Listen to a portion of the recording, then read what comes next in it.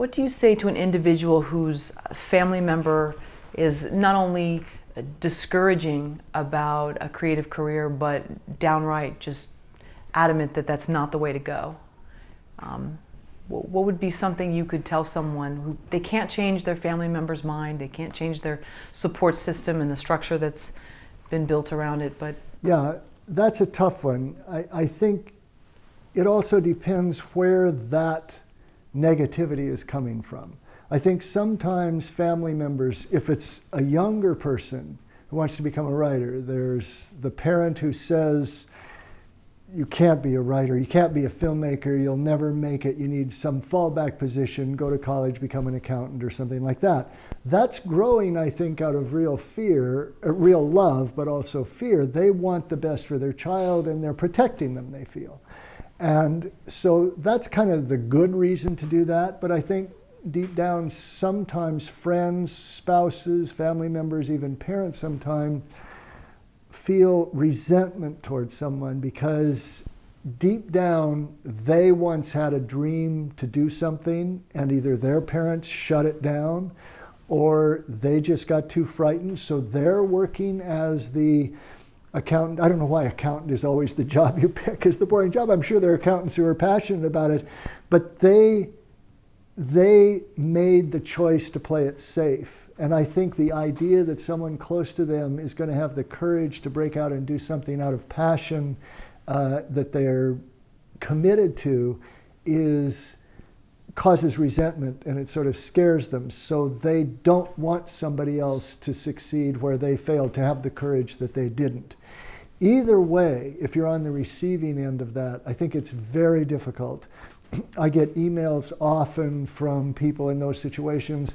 I find too, it often happens with spouses, particularly women who want to write and their husbands or male significant others don't honor it. Now, sometimes they aren't as blatant as saying, no, you shouldn't do this. They pay lip service to it, but they treat it like a hobby. In other words, I do a lot of work and lecture a lot to the romance writers of America, and there are romance writers who are passionate about it, giving everything they can to this. They see it as a career. Some of them are making money at it, but yet it's like their writing is always expected to take sort of third or fourth place after the kids are taken to school and the dishes are done, and if the husband wants to go out or if they're going to watch a movie, you know, they have to sort of find secret time to do that, and that's very tough.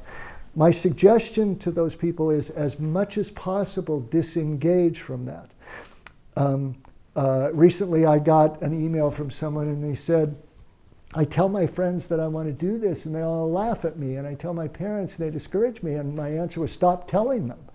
Just because the one thing about writing is you can do it by yourself. So just go about your business. Just pursue your dream on your own. Don't tell them you're finishing a script.